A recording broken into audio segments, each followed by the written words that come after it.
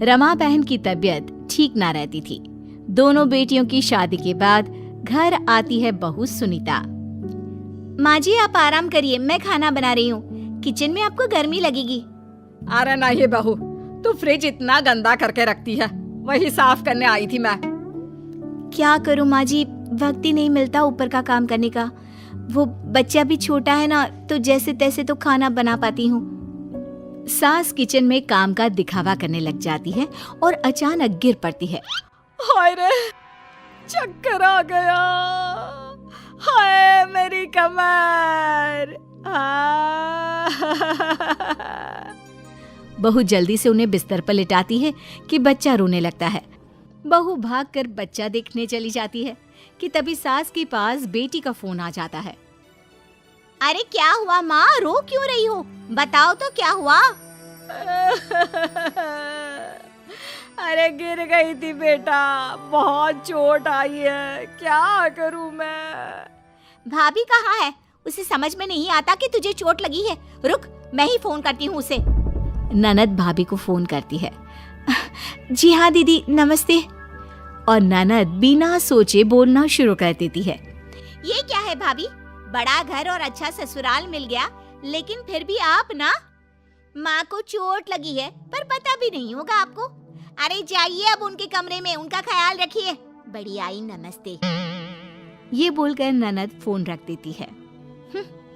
ये क्या बदतमीजी थी, मैं खुद बिस्तर पर लिटाकर आई हूँ, अब नहीं जाने वाली देखने, चाहे जो भी हो जाए। वहां सास बिस्तर पर लेटे लेटे ही सो जाती है कि दोपहर को बहू की आवाज आती है।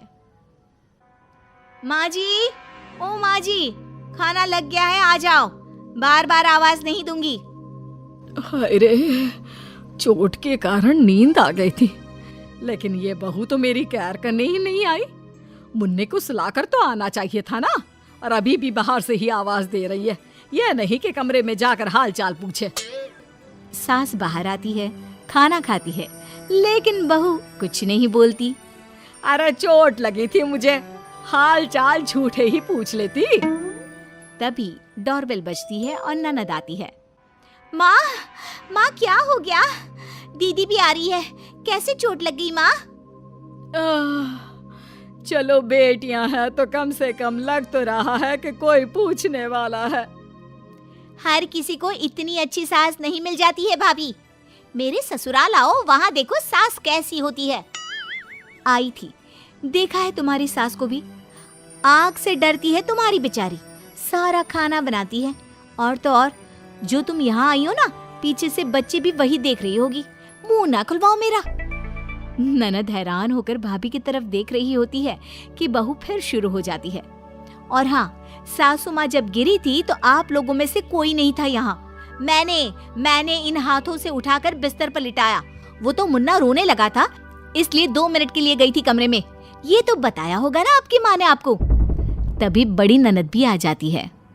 अरे तो एहसान तो नहीं किया, बहू का फर्ज होता है। क्या माँ, एक भाई, उसके लिए भी न जाने कैसी बीवी उठाकर ले आई हो। हाँ था ना फर्ज, आप लोगों का भी फर्ज था कि मुझसे बात करते। माँ के भरने पर भाभी पर भड़कना आता है बस। अरे हाथ जोड़ती हूँ आपके सामने, मैं नहीं देख सकती इनकी ये हालत, मैं तो ध्यान नहीं रख पा रही हूँ ना, इनको लेकर जाओ अपने साथ। बस ये लाइन बोलनी थी कि माँ का जोर जोर से रोना निकल जाता है। हाँ ले जाओ मुझे, 2 रोटी खाने वाली बुढ़िया अब बोझ हो गई है। बेटे को पढ़ाया लिखाया लायक बनाया, इसीलिए ना कि बहू आए और कहे ले जाओ। अरे चलो बेटियों, मैं इस बहू के साथ अब तो एक पल नहीं रुकने वाली। दोनों बेटियां एक दूसरे का मुंह देखने लगती है कि कौन लेकर जाएगा। वो मेरे घर पर तो बच्चा छोटा है ना, फिर सास की तबीयत भी। दीदी, माँ को आप ही ले जाओ। हाँ बड़ी, तेरे ही घर चलती हूँ मैं, वैसे भी तेरे घर की खुली छत में ना मेरा मन भी लग जाता है। हाँ वो माँ, लेकिन मैं। अरे मैं वह कुछ नहीं, मैं अभी आई, 2 दिन घर से बाहर रहूंगी ना, तब इस बहू के होश ठिकाने आएंगे। बस मन मार कर बड़ी बेटी ले तो जाती है माँ को साथ में, लेकिन घर पर माँ रुक तो, टीवी मत चला। वो क्या है ना, इस वक्त घर में शांति रहती है, सास पाठ कर रही है। थोड़ी देर बाद, माँ रुक ना, पहले मेरी सास खाना खा ले, फिर मैं देती हूँ तुझे। हाँ पर बेटा भूख बहुत जोर से लगी है। घर पर तो बहू इस वक्त तक गर्मा गर्म खाना दे देती थी। अरे नाम ना ले उस बेवकूफ का इस वक्त। रुक माँ, देती हूँ तुझे खाना। बेटी खाना लाकर माँ को देती है, पर अरे बेटा ये क्या है, इसमें ना सब्जी है ना दाल में घी है। माँ देख, वो मेरी सास खा रही है, अगर खाना बच जाता है तो मैं तुझे देती हूँ, ठीक है। माँ को बेटी की बात अजीब लगती है। वो सोचती है कि कैसे बहू थोड़ी सी भी चीज हो तो सिर्फ उसे देती थी, लेकिन यहाँ तो खैर। रूखा सूखा खाकर माँ प्लेट रखने किचन में जाती है, जहाँ सारा किचन फैला होता है। अरे बेटा ये किचन तो बहुत ज्यादा गंदा है, साफ नहीं करती हो क्या? साफ ही तो है माँ। अरे ये साफ है माँ, पहले तो मेरा किचन और भी गंदा रहता था। वो क्या है ना, नेटफ्लिक्स में मूवी देखने के चक्कर में बस खाना ही बन जाए, वही बात है। अरे हमारे घर का किचन तो चमकता ही रहता है। वाह माँ वाह, मेरे ही घर में रह रही हो और तारीफ बहू की। अरे नहीं नहीं, वो तो बस। अच्छा मैं नहाने जा रही हूँ, तू थोड़ा गर्म पानी कर देना। नहीं नहीं माँ, गीजर तो खराब है और गैस का बिल तो तुझे पता ही है। अरे लेकिन बेटा घर पर तो बहू ठंडे पानी से नहाने ही नहीं देती है। मेरी आदत खराब हो गई है, क्या करूं, नहा लूं ठंडे पानी से। माँ ठंडे पानी से नहा तो लेती है, लेकिन शाम तक उनकी तबीयत खराब हो जाती है। ठंड लग रही है, अरे कंबल डालो मेरे ऊपर, गरम चाय। अरे ठंडे पानी से नहाकर मेरी तो हालत ही खराब हो गई। माँ प्लीज ये सब यहाँ पर मत करो ना, सब क्या सोचेंगे। न जाने कौन सा बुखार है, वैसे भी वायरल के नाम से तो अब सब डरने लगे हैं। माँ को बेटी की बात पर गुस्सा आ जाता है। वो बहू को फोन लगाती है। अरे बहू मेरी तबीयत खराब है, पता नहीं क्या हो गया है। माँ जी आप फिक्र मत कीजिए, मैं आपको लेने आ रही हूँ, बस आप अपना सामान पैक करके तैयार रहिए। बहू सास को घर ले जाती है, उन्हें चाय बनाकर देती है, कंबल देती है और सर दबाती है। माँ जी मैं आपके कमरे का टीवी ऑन कर देती हूँ, आप आराम से चाय पीजिए और कंबल में बैठकर टीवी देखिए। मैं आपके लिए गर्मा गर्म खिचड़ी बनाती हूँ। बहू रुक तो, मुझे माफ कर दे। मैं जानती हूँ बेटी कि प्रेम हर माँ का होता है, लेकिन पास में बैठी बहू जो सास का ख्याल रखती है वो भी उस वक्त बेटी का ही रूप होती है। सास किसी की कितनी भी तारीफ क्यों ना कर ले, लेकिन जो आराम अपने छोटे से घर में होता है ना, वो किसी दूसरे की बड़ी छत पर नहीं मिलता। मयूरा की शादी एक अच्छे घराने में हुई थी। उसका पति नक्श उससे बहुत प्यार करता है। वो अपनी सास भानुमति और ससुर मदन लाल की चहेती होती है, लेकिन उसकी ननद लावण्या उससे बहुत जलती और नापसंद करती। लावण्या एक 420 ननद होती है। आइए देखते हैं ये अनोखी कहानी। अरे वाह क्या बात है मयूरा बहू, क्या स्वादिष्ट खाना बनाया है। कुछ सीखो अपनी भाभी से लावण्या, कितना अच्छा खाना बनाती है। और एक तुम हो जो सिर्फ फोन में दिन रात घुसी पड़ी रहती हो। और बहू को देखो, घर गृहस्थी के साथ अपना ऑनलाइन बिजनेस भी चलाती है, मसालों को बेचकर। कम ऑन मम्मी, भाभी और मेरे में डिफरेंस है। And for your kind information, मैं फ़ोन में एवं ही नहीं घुसी पड़ी रहती। मैं एक सोशल मीडिया इन्फ्लुएंसर हूँ और मेरे पूरे 40,000 फॉलोअर्स हैं। खैर आपको क्या समझेगा, आप इतना दिमाग मत लड़ाओ, बस रोज़ यहीं बैठकर मुझे नए नए ताने देने की लिस्ट बनाते रहो। इतना कहकर लावण्या अपने कमरे में चली जाती है। सासू माँ आपने ऐसे क्यों कह दिया, निराश हो गई ना वो। अरे तुम चिंता मत करो बहू, लावण्या बचपन से ही ऐसी है, थोड़ी देर मुंह फुलाती है और फिर वापस ठीक हो जाती है, बड़ी जिद्दी है। लावण्या अपने कमरे में जाकर तकिए को कस के पकड़ती है और गुस्से से उसके अंदर की सारी रुई निकाल देती है। भाभी से ये सीखो, भाभी से वो सीखो, भाभी ऐसी है, भाभी वैसी है। नाक में दम कर रखा है इस भाभी जैसे शब्द ने। जब देखो तब कोई ना कोई मुझे भाभी से कंपेयर करता ही रहता है। लावण्या अपने गुस्से को शांत करने के लिए अपनी 420 करना शुरू कर देती है।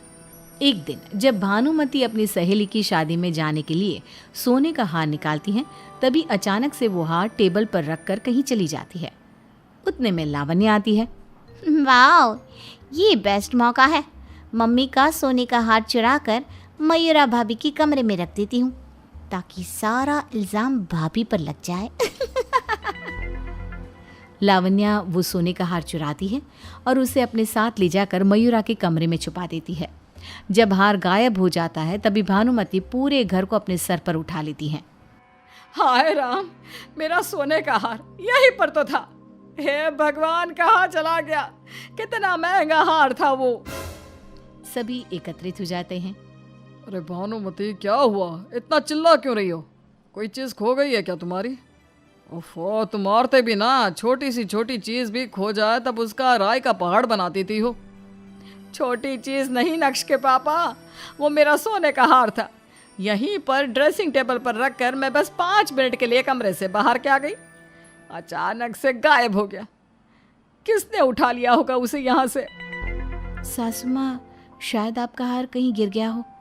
रुकिए, हम सब मिलकर ढूंढते हैं। यहीं कहीं होगा, फिक्र मत करिए आप। सभी साथ मिलकर उस सोने के हार को पूरे घर में ढूंढते हैं, हर कमरे में, हर कोने में।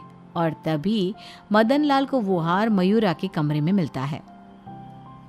ये रहा हार। मयूरा बहू, ये तुम्हारे कमरे में से मिला? क्या? मयूरा बहू, ये हार तुम्हारे कमरे में क्या कर रहा है? हाँ भाभी, इसका मतलब आपने हार की चोरी की?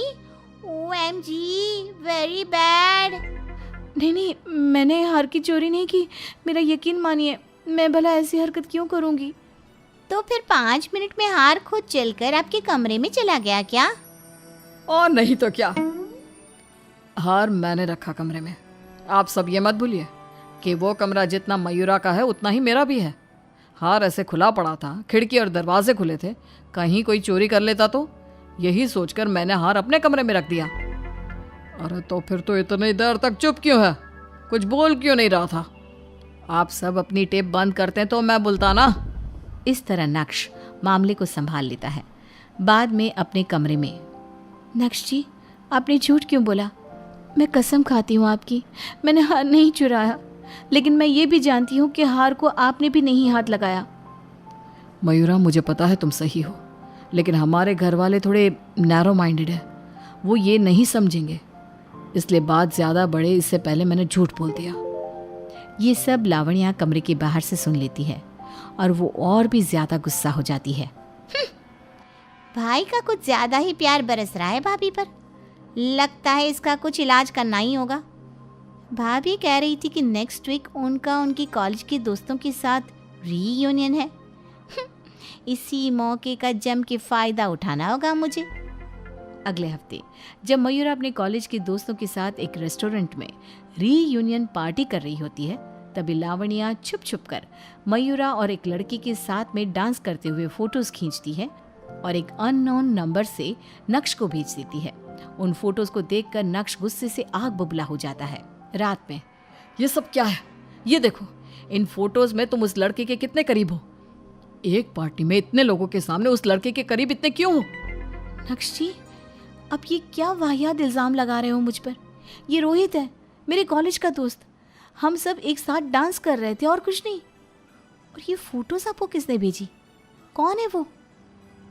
आपको ये बराबर दिखा कि मैं किसके साथ डांस कर रही हूँ, लेकिन ये नहीं दिखा कि ये अननोन नंबर किसका है। चाहे जो भी हो, जिसका भी हो, मुझे इन सब फोटोज को देखकर तुमसे बात करने की कोई इच्छा ही नहीं बची। तुम एक शादीशुदा औरत होकर किसी और के साथ नाच रही हो, ये तुम्हें शोभा नहीं देता। Oh really? तो तुम अपनी बिजनेस पार्टी में अपनी फीमेल एम्प्लॉइज के साथ ठुमके लगा रहे थे, उसका क्या? यू नो व्हाट, मुझे तुमसे कोई बात ही नहीं करनी। ये कहकर नक्श वहां से चला जाता है। इस तरह लावण्या की वजह से मयूरा और नक्श के बीच अनबन हो जाती है। मयूरा खूब दुखी होती है वहीं लावण्या को खुशी मिलती है। ऐसे ही दिन बीतते जाते हैं और लावण्या अपनी 400 बीसी बंद नहीं करती और कोई ना कोई ऐसा काम करती जिससे मयूरा फंस जाए। कभी खाने में ज्यादा मिर्च मिलाकर, तो कभी धोए हुए कपड़ों में कलर मिला के खराब करके, कभी मदन लाल के चश्मे को तोड़कर। लेकिन एक दिन जब मयूरा साफ सफाई करते समय लावण्या का फोन बेड पर देखती है, तभी मैसेज आने की घंटी बजती है। मयूरा लावण्या का फोन चेक करती है और उसमें रीयूनियन पार्टी के फोटोज दिखते हैं। ये देखकर लावण्या बहुत हैरान हो जाती है। इसका मतलब मेरी ननद वही मेरी खुशियों को मारने के पीछे तुली हुई है। ये तुमने सही नहीं किया लावण्या। अब देखना तुम्हारी भाभी कैसे सबक सिखाती है तुम्हें। लावण्या जब पार्टी में जाती है तब मयूरा भी उसका एक लड़के के साथ नाचते हुए फोटो खींच लेती है। एक दिन लावण्या के लिए शादी का रिश्ता आता है। लड़के का नाम था अनुभव और उसके माता पिता देवेश और करुणा पहली नज़र में ही लावण्या को अनुभव के लिए पसंद कर लेते हैं और रिश्ता पक्का भी हो जाता है। लेकिन शादी के दिन मयूरा सभी को लावण्या के उस लड़की के साथ वाले फोटोज दिखाती है। ये शादी नहीं हो सकती। ये देखिए, इस लड़के का और लावण्या का चक्कर चल रहा है और लावण्या अनुभव से बिल्कुल प्यार नहीं करती। वो तो उसे फंसाने के लिए शादी कर रही है। ये सब देखकर और सुनकर सभी के होश उड़ जाते हैं। मयूरा, ये तुम क्या कह रही हो? तुम्हारा दिमाग तो ठिकाने है ना? ये तो मेरा दोस्त है, भाई जैसा है। ये फोटो तो बस एक क्लब में डांस करते वक्त की है। नॉट फेयर लावण्या, अब मैं तुमसे शादी नहीं करूंगा। नहीं, ऐसा मत कहो अनुभव, ये झूठ है। भाभी सबको झूठ बोल रही है। क्यों? कैसा लगा?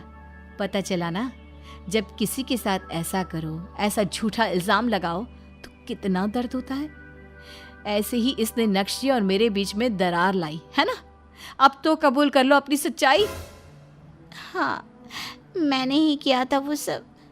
मुझे भाभी से जलन होती थी क्योंकि वो सिंपल होकर भी काफ़ी सॉर्टेड थी और उनकी वजह से मुझे हर रोज़ ताने मिलते थे। वो हार चुराना, भाई और भाभी के बीच प्रॉब्लम्स क्रिएट करना, पापा का चश्मा तोड़ना, खाने में मिर्च मिलाना और कई सारे बुरे पैंतरे आजमाए मैंने। मुझे माफ़ कर दीजिए भाभी, आपका दिल बहुत अच्छा है। मैंने न जाने गुस्से में क्या क्या किया। प्लीज़ हो सके तो माफ़ कर दीजिए। ये तूने अच्छा नहीं किया लावण्या बेटा। हाँ लावण्या, ये क्या किया? तुम्हें ज़रा भी शर्म नहीं आई लावण्या, अपने ही भाई भाभी के बीच दूरियां पैदा करते हुए? लेकिन मयूरा अपनी ननद को गले लगा लेती है और उसे माफ़ कर देती है। तुम्हें अपनी गलती का एहसास हो गया, यही अच्छी बात है। आज से तुम अपनी नई जिंदगी की शुरुआत कर रही हो और अब से ये सारी बुरी हरकतें छोड़ देना। यस भाभी, अब से मैं आपके जैसे बनना चाहूँगी, ना कि एक बुरी 420 ननद। सभी हंसते हैं और फिर अनुभव और लावण्या की शादी होती है और वो अपने ससुराल में खुशहाल जीवन बिताने लगती है और मयूरा और नक्श के जीवन में भी अब सब कुछ ठीक हो जाता है।